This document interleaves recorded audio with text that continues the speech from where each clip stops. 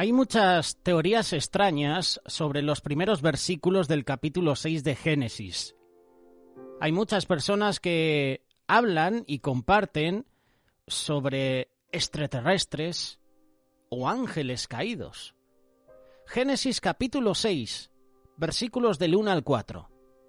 Y aconteció que cuando los hombres comenzaron a multiplicarse sobre la faz de la tierra y les nacieron hijas, los hijos de Dios vieron que las hijas de los hombres eran hermosas, y tomaron para sí mujeres de entre todas las que les gustaban. Entonces el Señor dijo: No contenderá mi espíritu para siempre con el hombre, porque ciertamente él es carne. Serán pues sus días 120 años. Y había gigantes en la tierra en aquellos días, y también después, cuando los hijos de Dios se unieron a las hijas de los hombres y ellas le dieron a luz hijos. Estos eran los héroes de la antigüedad, hombres de renombre. La Biblia es la historia de la Tierra, no es de galaxias lejanas. Los ángeles no son seres sexuales como el ser humano. No tenemos que acudir a la ciencia ficción para entender el mensaje. Hay una simple explicación relacionada con el contexto. En los capítulos anteriores encontramos los linajes de Caín y de Set, cada cual tomando un curso diferente. Unos se pervirtieron, mientras que los otros procuraron mantener el vínculo con Dios. Con el paso del tiempo, los dos linajes, que se habían mantenido separados, comenzaron a mezclarse. Lo que está claro a lo largo de la Biblia es que la mezcla no es buena, debido a la contaminación. Segunda carta de Corintios, capítulo 6, verso 14. No estáis unidos en yugo desigual con los incrédulos, pues ¿qué asociación tiene la justicia y la iniquidad? ¿O qué comunión la luz con las tinieblas? Deuteronomio capítulo 7, verso 3 y 4. Y no contraerás matrimonio con ellos. No darás tus hijas a sus hijos, ni tomarás sus hijas para tus hijos, porque ellos apartarán a tus hijos de seguirme para servir a otros dioses. Entonces la ira del Señor se encenderá contra ti, y Él pronto te destruirá. Hay otras referencias sobre el yugo desigual en Esdras capítulo 9, versículo del 1 al 3. No te quiero hablar hoy sobre el yugo desigual, pero la introducción es interesante porque hoy quiero hablarte sobre Sodoma y Gomorra. Hoy quiero hablarte sobre la tierra que se ha corrompido. El problema de mezclarse es que el mal contamina el bien. Así como una gota de veneno en un vaso de agua pura lo convierte en contaminado, hasta peligroso, así tú y yo no tenemos que hacer con este mundo. Mezclarnos con el mundo. Vuestra jactancia no es buena. ¿No sabéis que un poco de levadura fermenta toda la masa? Primera carta de Corintios, capítulo 15, verso 33. No os dejéis engañar. Las malas compañías corrompen las buenas costumbres. Esto fue lo que sucedió al inicio de la historia de la humanidad. El linaje de Set, es decir, las hijas de Dios, se mezcló con el de Caín. Génesis capítulo 6, verso 4. Y había gigantes en la tierra en aquellos días y también después, cuando los hijos de Dios se unieron a las hijas de los hombres y ellas les dieron a luz hijos. Estos son los héroes de la antigüedad, hombres de renombre. Versículo 5. Y el Señor vio que era mucha la maldad de los hombres en la tierra y que toda intención de los pensamientos de su corazón era solo hacer siempre el mal. Si el linaje de Set se estaba mezclando con el de Caín, pronto ya no quedaría nadie que invocara el nombre de Dios sobre la faz de la tierra. Y le pesó al Señor haber hecho al hombre en la tierra y sintió tristeza en su corazón. Y el Señor dijo: borraré de la faz de la tierra al hombre que he creado, desde el hombre hasta el ganado, los reptiles y las aves del cielo, porque me pesa haberlos hecho. Mas Noé halló gracia ante los ojos del Señor. La destrucción de la humanidad suena drástico, pero Dios sabía que si no salvaba al único hombre justo que quedaba, la humanidad se iba a contaminar por completo. ¿Y qué pasa cuando algo se contamina al completo? Que se autodestruye, se destruiría a sí mismo. Estas son las generaciones de Noé. Noé era un hombre justo, perfecto entre sus contemporáneos. Noé andaba con Dios. Y te estoy mencionando primero esta primera parte de la destrucción de todo lo creado. Te estoy hablando ahora del diluvio, ¿verdad? Pero llegaremos al momento de Sodoma y Gomorra. Dos casos parecidos. La maldad, la injusticia en la tierra. Y el Señor envía el diluvio. ¿Y qué sucede después? Que continúa la maldad. De los hijos que le nacen a los hijos de Noé, otra vez la tierra se corrompe.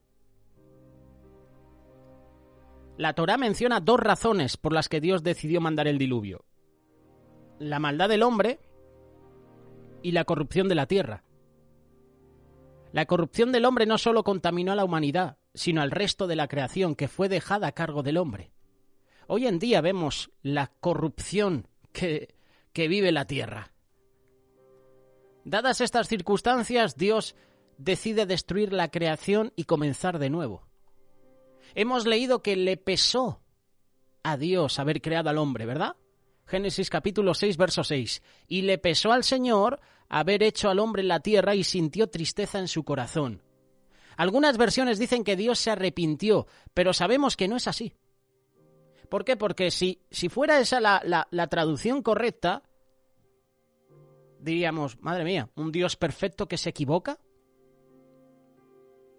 Que no te engañen, la traducción verdadera no significa eso de que se arrepintió. Le pesó.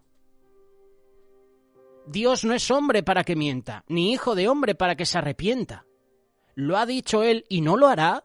¿Ha hablado y no lo cumplirá? Números capítulo 23, verso 19.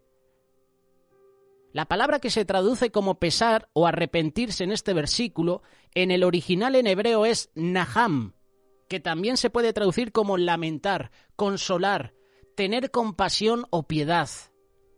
La percepción general del diluvio es que es un castigo y juicio, y en parte es así. Pero no podemos quitar el elemento de compasión de esta historia. Dios no envió el juicio sin antes haberle dado a la humanidad la oportunidad de arrepentirse. Los muchos años que a Noé le tomó construir el arca sirvieron para darle tiempo a la humanidad de volverse de su maldad, pero no lo hicieron. Si no me equivoco, que alguien me corrija a través de un comentario, creo que fueron 120 años lo que tardó Noé en construir el arca. ¿Tú te imaginas? 120 años, 100 años, 200 años, que tienes tiempo para arrepentirte. 70 años, que esa es la tasa de natalidad prácticamente de la mayoría de las personas, entre los 80 y 90, poca gente llega a los 100 y pico, todo por el pecado, hay que ser sinceros, porque en la época de la Biblia, en la época del Antiguo y el Nuevo Testamento, duraban cientos, más de 200, 300 años. La misericordia se extendió hasta que solo quedaba una familia que temía a Dios. Por lo tanto, decidió sacar el cáncer del mundo, salvar los únicos miembros relativamente sanos que quedaban en el mundo. La medicina, el diluvio. Dios le reveló a Noé su plan de destruir todo el mal y la corrupción del mundo, pero también le reveló la forma en que podía salvarse. La forma era la siguiente: los que creyeran. Versículo 13 y 14, Génesis capítulo 6. He decidido poner fin a toda carne porque la tierra está llena de violencia por causa de ellos, y he aquí voy a destruirlos juntamente con la tierra. Hazte un arca de madera de ciprés, harás el arca con compartimentos y la vas a calafatear por dentro y por fuera con brea. El arca sería el vehículo de salvación. El Señor les dio instrucciones específicas para hacerla. Hay un detalle que es interesante y que no debemos pasar por alto. Dios pidió que se calafateara el arca por dentro y por fuera con brea. En hebreo hay un juego de palabras con implicaciones proféticas. Calafatear, que significa en hebreo kafar, y brea, que significa kofer. vienen de la misma raíz que Kipur, que literalmente significa expiación. Así como la brea protegió a los que estaban dentro del arca en el juicio del diluvio, también cuando venga el juicio final serán salvos los que hayan calafateado con la sangre del Cordero de Dios sus vidas. Noé se salvó por fe. Por la fe, Noé, siendo advertido por Dios acerca de cosas que aún no se veían, con temor preparó un arca para la salvación de su casa, por la cual condenó al mundo y llegó a ser heredero de la justicia que es según la fe. Noé era justo, temeroso de Dios, pero no era perfecto. Él y su familia se salvaron por fe. Fue advertido de algo que no veía, pero con temor se preparó para salvarse él y su casa. Noé se salvó por fe, no por obras, no por ser perfecto. Pero sus obras, su obediencia en hacer todo lo que Dios le dijo, dieron testimonio de su fe. Lo mismo es para con nosotros el día de hoy. Luego del diluvio, Dios dijo que haría un pacto con Noé y sus descendientes. Capítulo 6, versos 17 y 18. Noé creyó e hizo todo lo que Dios le mandó. Esta fue la preparación. Y ya sabemos lo que sucedió con el diluvio. Hemos visto la maldad que había en la tierra. Era de continuo hacer el mal. ¿Tú te imaginas? Te levantas en la mañana y tu mentalidad, lo que hay en tu corazón es hacer de continuo mal. Estas fueron las razones del diluvio. La maldad del hombre, la corrupción de la tierra. Y después de todo el diluvio, después del pacto que hace Dios con Noé, los años pasan y llega uno de los momentos claves también en la historia de la humanidad, la historia de Sodoma y Gomorra. Hemos hablado hace unos días sobre la mujer de Lot.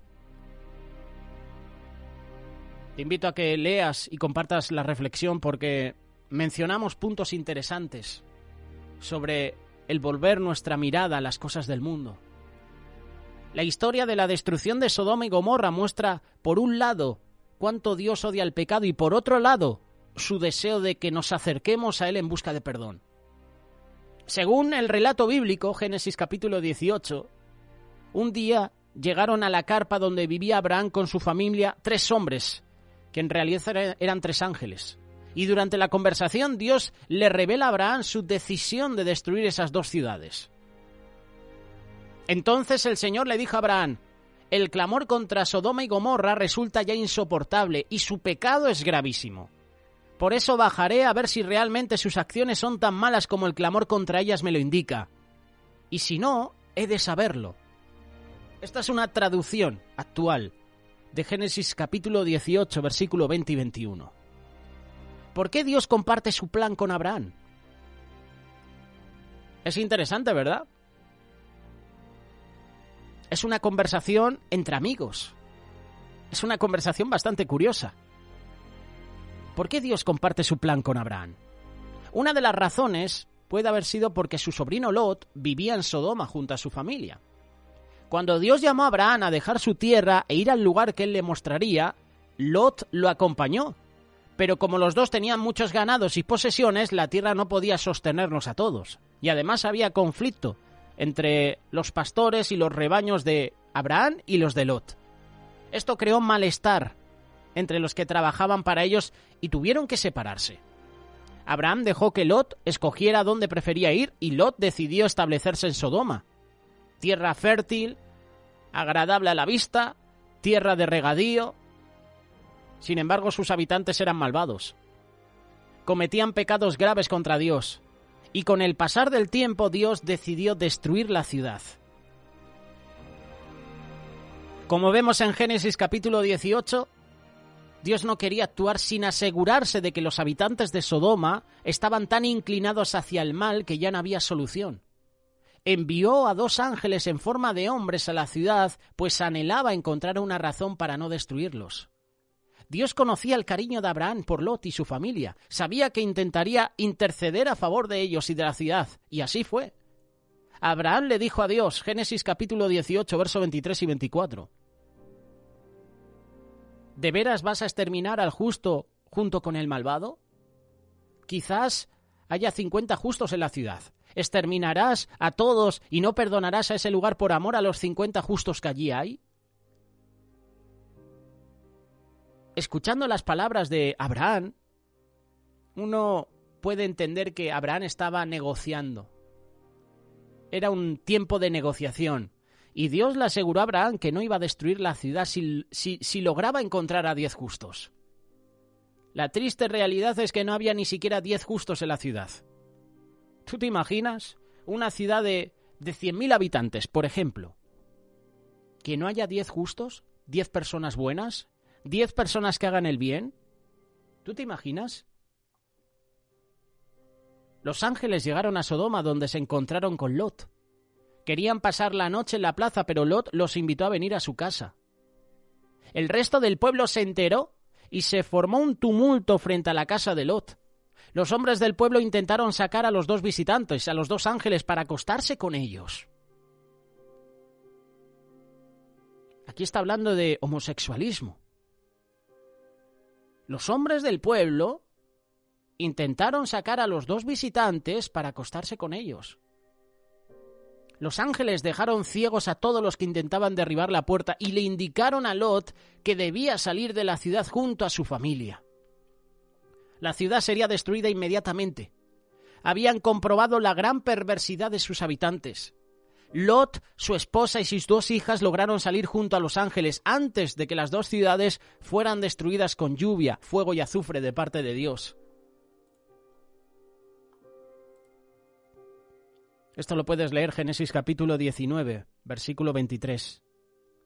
Lot era el único justo que quedaba en toda la ciudad, y Dios guió a los 2 ángeles para que lo pusieran a salvo. ¿Por qué Dios destruyó las ciudades? Hay muchas personas que utilizan estos versículos para ponerse en contra de Dios. ¿Qué Dios más malo? ¿Qué Dios más malvado? ¿Qué Dios más cruel? ¿Por qué Dios destruyó las ciudades? El castigo a Sodoma y Gomorra no fue una idea que se le ocurre a Dios de repente. No fue una idea repentina de Dios. A través de la Biblia encontramos pasajes que muestran la gran decadencia moral en la que estaban sumergidos sus habitantes desde hacía tiempo. Y vamos a ver brevemente algunos de esos pasajes. Génesis capítulo 13, verso 10. Aunque aquí se describe a Sodoma como tierra de regadío y lugar hermoso, como el jardín del Señor, también se habla de la maldad de sus habitantes y la gravedad de sus pecados. Génesis capítulo 18, versículo 20 y 21. Dios conversa con Abraham sobre la situación en Sodoma y Gomorra. Le dice que la fama de la maldad en ellas era tal que había gente pidiendo a Dios que actuara contra la gente que vivía allí. Isaías capítulo 3, verso 8 y 9 menciona que los habitantes de Sodoma ni disimulaban ni se avergonzaban de sus pecados. Más bien se jactaban y eran descarados. Vemos que el nivel de inmoralidad era tal que ya no reconocían como pecado sus acciones contra Dios. En Ezequiel capítulo 16, verso 48 vemos las razones de Dios para destruir a Sodoma. Su soberbia, la gula, la apatía, la indiferencia hacia los pobres, hacia los indigentes. Vivían sus propios placeres, se desentendían de las necesidades de los que estaban a su alrededor. Eran orgullosos, se creían superiores a otros. Practicaban actos que eran repugnantes al Señor. En la segunda carta de Pedro, capítulo 2, verso 1, vemos que el pecado sin arrepentimiento trae destrucción. Y uno de los ejemplos que da este pasaje es el de Sodoma y Gomorra, 2 ciudades que Dios redujo a cenizas como escarmiento para los impíos. Como contraste menciona a Lot como ejemplo de lo que sucede cuando alguien permanece fiel a Dios. Dios lo libró del castigo. Judas capítulo 1, verso 7 dice que Sodoma y Gomorra sufrieron el castigo eterno por practicar, es decir, ejecutar repetidamente la inmoralidad sexual, vicios contra la naturaleza. Hemos mencionado que los habitantes de Sodoma y Gomorra querían acostarse con los ángeles. ¿Hubo perdón para Sodoma y Gomorra? Sí, hubo perdón. Dios está siempre con sus brazos abiertos, dispuesto a perdonar a los que vienen ante Él arrepentidos. Los habitantes de Sodoma y Gomorra solo necesitaban reconocer su pecado ante Dios, pedir perdón. En la primera carta de Juan, capítulo 1, verso 9, dice: si confesamos nuestros pecados, Dios, que es fiel y justo, nos los va a perdonar y nos va a limpiar de toda maldad. Los únicos que no serán perdonados son los que se deleitan en su pecado y no reconocen que necesitan perdón. Cuando pedimos perdón a Dios, sea cual sea el pecado, Él nos perdona. Él nos ayuda a vivir una vida conforme a su voluntad. ¿No saben que los malvados no heredarán el reino de Dios? No se dejen engañar, ni los fornicarios, ni los idólatras, ni los adúlteros, ni los sodomitas, ni los pervertidos sexuales, ni los ladrones, ni los ávaros, ni los borrachos, ni los calumniadores, ni los estafadores heredarán el reino de Dios. Esos eran algunos de ustedes. Pero ya han sido lavados, ya han sido santificados, ya han sido justificados en el nombre del Señor Jesucristo y por el Espíritu de nuestro Dios. Esto lo dice la primera carta de Corintios, capítulo 6, versículo del 9 al 11. El perdón de Dios es completo. Él nos lava, nos limpia de todos nuestros pecados. A través del sacrificio de Jesús somos hechos santos. El pasado se borra. Pasamos a ser nuevas criaturas en Él. Por lo tanto, si alguno está en Cristo, es nueva creación, es nueva criatura. Lo viejo ha pasado, ha llegado ya lo nuevo. Segunda carta de Corintios, capítulo 5, verso 17. Ahora llevamos Sodoma y Gomorra a nuestros tiempos actuales. No hay mucha diferencia, ¿verdad? Todo lo que hemos leído, todo lo que sucedía en Sodoma y Gomorra, todos los pecados, hoy se están viviendo en la tierra. Hay un paralelismo con el fin de los tiempos. La Biblia menciona que en el fin de los tiempos la humanidad experimentará una gran decadencia moral y un aumento en la inclinación al pecado. Pone como ejemplo a Sodoma y Gomorra y enfatiza el castigo que vendrá sobre los que no se arrepientan de su maldad ante Dios. Lucas capítulo 17, verso 28 y 29. Lo mismo sucedió en tiempos de Lot. Comían y bebían, compraban y vendían, sembraban y edificaban. Pero el día en que Lot salió de Sodoma, llovió del cielo fuego y azufre y acabó con todos. Dios es justo. Dios castigará el pecado, pero Dios también es un Dios de amor y nos da oportunidades para que nos demos cuenta de las cosas que hacemos. Cosas que no están de acuerdo con su voluntad. Dios espera que tú y yo le pidamos perdón.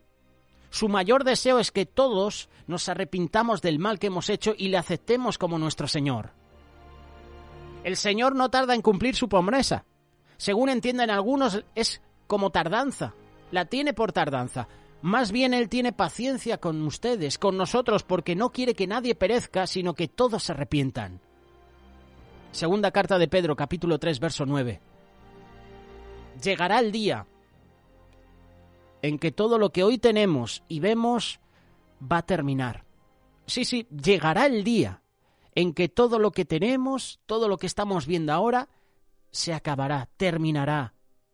Aunque la maldad crezca a nuestro alrededor, debemos mantener nuestros corazones en alerta a la voz de Dios. Siempre podemos venir ante Él en arrepentimiento, recibir su perdón. Él anhela recibirnos, quiere que estemos con Él por la eternidad. Hoy es día de salvación, hoy es día de arrepentimiento, hoy es día de ponernos a cuentas con Dios, hoy es día de reconocer que hemos pecado. Hoy es día de decir, Señor, mi pecado me aleja, me separa de ti. Perdóname, reconozco mi pecado, reconozco mi maldad. El Señor te está dando hoy la oportunidad de arrepentirte. La respuesta tiene que ser esta: aceptar. Aprovecha la oportunidad que Dios te da de arrepentirte. No lo dejes para mañana, porque a lo mejor mañana es demasiado tarde.